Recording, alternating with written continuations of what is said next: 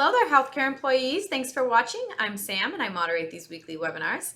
In just a minute, we'll be joined by Michael Corgiat, who is going to be discussing how to best store your financial records. Before Michael comes on, though, I'd like to quickly remind you that although we work very closely with both active and retired clients and potential clients of several healthcare companies, the retirement group is not affiliated nor endorsed whatsoever by any specific healthcare company. We are a completely independent group of financial advisors here, so please keep that in mind as you listen along today. And if you happen to see a YouTube card popping up on your screen throughout this video, please click on that. It will guide you to past content we've created for healthcare employees, things that you may find of interest or concern, or even just a link to book an appointment with either Michael himself or one of his colleagues after this video is ended. And without further ado, let's bring on our speaker, Michael Corgiat. Hi, Michael. Hey, Sam. Thanks, everyone, for joining us today. I really appreciate it. We really appreciate it. Today, again, as Sam said, we're going to talk about streamlining the keeping of your financial records, what's important or what we believe to be important, some of the things that you may believe to be important, or if they are to you, then that's what's important to you too. But what to keep, what not to keep, how to keep some of these documentations, this sort of thing. And then the other part of the presentation is going to be talking about securing your financial legacy, estate planning, and insurance planning, and we'll talk about a little bit there as well. So let's just go ahead and get started. Financial record keeping, the importance of staying organized. As I'm sure many of you are, just like me, you keep records for years, years, and years, and eventually you wind up filling file cabinet drawers full of bank statements and pay stubs and utility bills and all these sorts of things because you feel like they're all important. And it's all the paper documentation. Much of this stuff we can get electronically now, and I know I do, and I'm sure many of you do as well, but in some cases, you still like to get the paper copies. Brokerage account statements, 5, 10, 20 pages sometimes. Bank account statements can be 6, 8, 10 pages. So just in generally, it's very important to stay organized, and just in our opinion, what we believe that you should go ahead and hang on to. We'll talk a little more about the overview on some key documents, wills, trusts, and powers of attorney, and your tax returns. Some of the essential documents to keep, and the importance of hanging on to your tax records. Talk more about that. The modern banking tools that are available to all of us now online, which is great. And then the best way to organize those financial records. Important documents include your last will and testament, your powers of attorney, living trusts, powers of attorney, life insurance policies, just to name a few. But I also want to talk about copies of all of your legal identification documents, your Social Security card, passports, driver's license, all of your property records, the deeds to your home, timeshares, rental properties, the titles to your cars as well, at least keeping copies, both either paper copies or the originals in a safe place. Tax records, we'll talk more about that here in a bit. And what is the best way to store these things? Okay, well, as I said, a lot of us get the paper documentation and we stick it in a file cabinet, which is great. If you keep things organized, there's no problem with that. The only problem that I really believe that you have is that if you have, unfortunately, a fire in your home or your business where you keep a lot of this information and that fire destroys all of this, it'll be very difficult to get it all replaced. You'll be able to, but it'll take you a lot of time. So keeping paper documentation, again, is great. I would strongly recommend that you buy one or more fire safes. I know I own 3 or 4 of them, and keep what's really, really important in those fire safes. You can also scan all these documents to thumb drives, which you can keep in a fire safe as well, or up to the cloud, like a Dropbox or a Google Cloud account. Amazon offers them as well. So you can access them electronically if by chance they are all destroyed. and therefore you can print them back out again and get the important ones redone, whether you have to go to the local municipality or the local county seat or the state that you live in to get whatever it is done.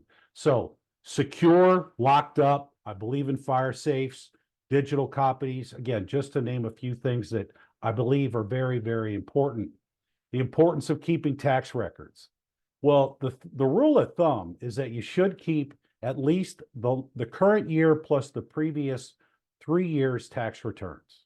Now, I know I've got probably the last 10 or 15 years of tax returns, the actual paper returns, but I also keep them all scanned on a thumb drive and on a cloud source. Now, one of the rules of thumb, if you do file a tax return where you are taking a deduction for a loss, the IRS suggests that you keep that documentation for 7 years. So if you take a capital loss or the loss that you may have incurred on a piece of property, a car or home, whatever it might be, a deductible loss, you'll want to keep those records for longer. And I strongly recommend that obviously that you maintain all of the records that go into your tax return because especially you need to, if you're audited by the IRS, you're going to have to have the documentation to prove to them why you took certain deductions. They're not just going to accept handwritten notes. You got to have those statements and those check stubs and so on. So again, very, very important on tax documents. The modern banking tools, I tell you what, when online bill pay came about, I don't know how many years ago, I pretty much got rid of my checkbook. I set up everything online, and I'm sure most of you do that as well. You can control how your bills get paid and when they get paid, as well as having them paid on a regular basis. You could pull all this information up on your phone, see what your deposits and withdrawals and what checks have cleared, so on and so forth. Make deposits by just taking a photograph of a check that you've received, flipping it over and taking a picture of the back with your endorsement on it. It's just awesome. Your statements. Some people still like to get, again, the paper statements, but you can also get those electronically, save those PDFs in a file on your computer, again, a thumb drive, or up to the cloud. And all these automated tools help to file your tax returns and are much better for disaster preparedness. I'm a fan of the program called Quicken to keep track of all the expenses throughout the year. At the end of the year, I can print out a report, a very simple report, scan that and email that off to my accountant, and boom, he has everything he or she needs to do your tax returns versus going through a shoebox filled with receipts, which might take you hours, if not days, to get organized for your accountant or for yourself if you choose to do your own tax returns. And again, talking about organizing your financial paperwork, I mentioned, keeping things in files, keeping the files separate, property records here, bank records here, tax records here, using color-coded files is a good idea, red, green, blue, yellow, these sorts of things. Whatever works for you, keeping them again in a safe place is very important as well. And then going through these documents on a regular basis. I do it at the beginning of the year, every January.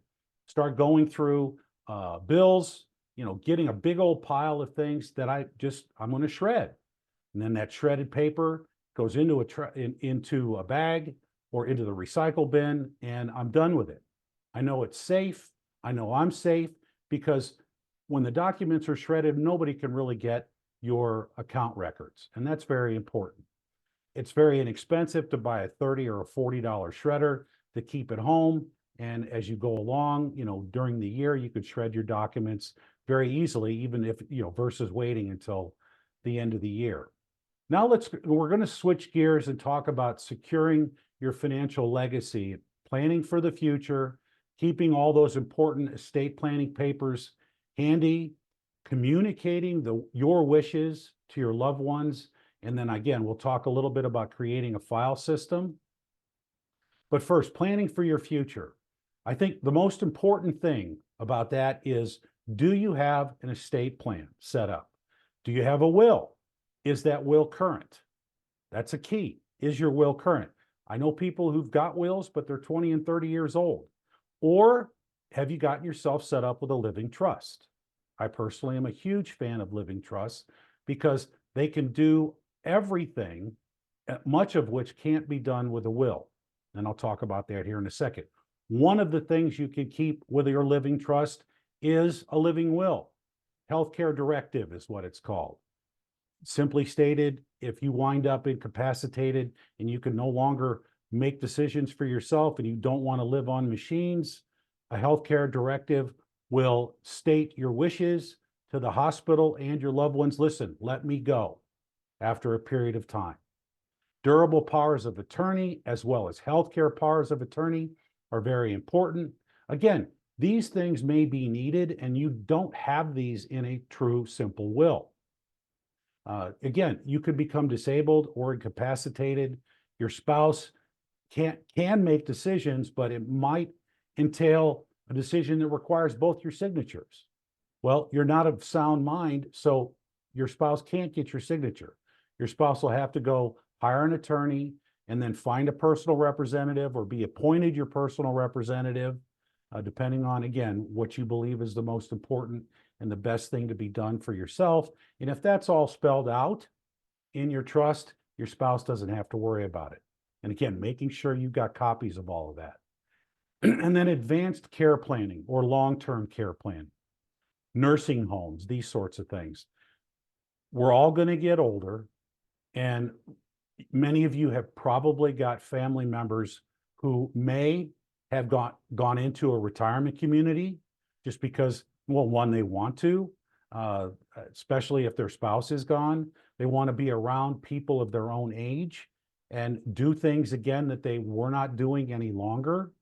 And, some of us might wind up in some sort of skilled nursing home facility, whether it's just because we can't do a couple of the annual daily activities, the daily activities. So we do need a little bit of help. But what you want to have done with yourself, again, especially if you're incapacitated, you want to have all of this spelled out to your kids, to your spouse, to whomever you want to have take responsibility for your finances and your estate plan once this happens. So it's very important to let everyone know who's important to you in your life, whether it's your spouse or your children, if you don't have them, your best friend, whomever it might even be a trustee at a bank. But have all of that information shared with those people that are important to you. So it's all spelled out. No one has to go look something up or figure something out or go to the courthouse to have a document drafted to do the things that you want to have done, because they may not be able to get it done the right way. I talked about a filing system. I think it's very important to keep it centralized in a safe place. Obviously, let someone know where you have all of this information. And these can talk about, credit cards, bank statements, checkbooks, all these sorts of things. Whatever you believe is going to be important to those that you love, you want to have them all, I like to say, in at least a bin somewhere, and that person or persons knows where that bin is. And if you do keep safes, someone needs to know where the keys are, what the combinations are.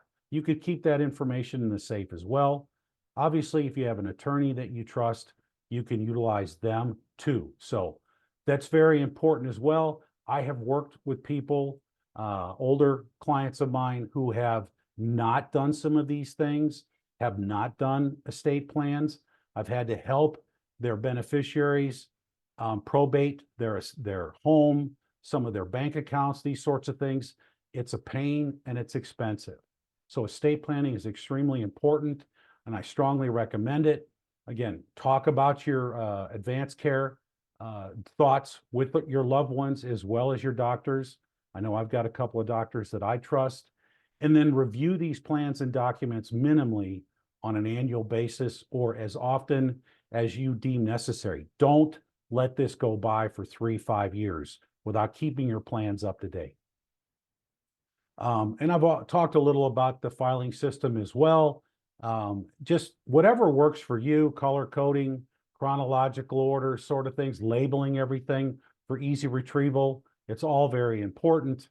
And then, the conclusion, the key strategies that you might have for financial record keeping, and take action and stay organized. All right. If you haven't done some of these things, get started on it. All right. Again, I personally like to review all these things after the first of the year. Ironically, I got my Social Security statement emailed to me today, printed it out, and stuck it in my Social Security file. So again, ssa.gov if you weren't aware of it. Finally, I can't tell you how important it is to have an overall plan. Again, today we've been talking about financial records and your legacy plan. We do a tremendous amount of retirement planning for our clients. Let's get you to that point, and let's get you to a point to where you can enjoy it. So give us the opportunity to put together a retirement analysis for you. It's a complimentary service that we offer, and we'd be happy to do one. Why would you want to consider us here at the Retirement Group? We're a bunch of individuals who've been doing this for quite some time. I being one of those. We have offices all over the United States. We have a great deal of knowledge on all of your benefit programs, your 401ks, and your healthcare benefits. And again, take advantage of that complimentary financial analysis. Here you can schedule the QR code on the left to schedule a meeting with one of us, including myself. The QR code on the right goes to our LinkedIn page. Definitely go there. Follow us on LinkedIn. We keep all of our webinar schedules there. Our recordings are there as well as on our website. All you have to do is ask. You could send us an email and someone from our office will get back to you, or give us a call at 1-800-900-5867. And with all that said, I really do appreciate your time. I certainly hope some of this was helpful, and I'm going to go ahead and hand the meeting back to Sam and see if we've got any questions. Sam? Thank you, Michael. Thanks for all of that information. Yeah, that's a lot of. I like that idea of Quicken. I think that's a really cool idea to keep track of all your expenses throughout the year. That sounds really good. I'd never really thought about that before because incredibly easy at the end of the year to print a report if you just dedicate a little bit of time. I mean, you could do it once a month and just put all your expenses in, right? Exactly. I have a Ziploc bag. I'm very ashamed to mention that. A lot of people have shoe boxes. You have a Ziploc bag. I have a Ziploc of everything from, yeah, it's really bad. Okay. Yes, let's answer a couple questions. We'll try to keep it short. Okay. This first one, how frequently should I update my will and other estate planning documents, and what events should trigger these updates? That's a great question. As far as wills or trusts concerned, I mean, rules do change. If you've had them done and you still have a relationship with that attorney, you could certainly ask them. I would suggest every 3 to 5 years. But if things change in your life, you get married or you get divorced, you have another child or you adopt a child, or you lose a child, your wishes change, you have a falling out with a family member that was in your will and you no longer want to do something for them, or just as we grow older, okay, things change. So whatever's important with the changes, you want to update your will or your trust. But bottom line, I would strongly suggest 3 to 5 years maximum, okay? Because it does cost money to visit with an attorney, but it is money well spent. Definitely. It's definitely great to have all of that in place. Alrighty. Number 2, how do I know which money papers to keep and which to throw away, especially for taxes, and how long should I keep them? Which you answered over the course of this presentation, but just to recap. Let's just summarize that. Again, tax returns, your current year, previous 3 years. I mean, it doesn't hurt to keep the last 10 years and then destroy them. I know I probably got 20 years worth of tax returns. And I do keep fat files filled with all my receipts. Because again, if I'm ever audited, I need that documentation to defend myself. Now, I do destroy them after some time. Again, an audit won't go back more than 3 or 4 years. Again, it might be 7 years if you took a deduction for a loss. But as far as tax returns are concerned, that's what I would recommend. Financial documentation, bank statements, um, as long as you're comfortable, it can fill a file drawer pretty quickly. Brokerage account statements are a lot thicker. You have multiple accounts, you get them every month, so on and so forth. Again, you could fill a box fairly quickly. I know I like to keep the year-end statement. You could get all the activity online now. Charles Schwab is our custodian, and I know you can find all that stuff for a number of years, the life of your accounts. So you can do the same with your bank records, your property records. You can too, but you got to keep your title to your car handy, and you want the deed to your house handy as well. So, Right. and then what to get rid of. I mean, I save utility bills. I get rid of them at the end of the year. That's just me. I don't know why I save them, but I do. But I also do keep a spreadsheet in Quicken to track all of our monthly expenses, even down to what we're spending on food and, miss the cable bill, the phone bills, the water bill, these sorts of things.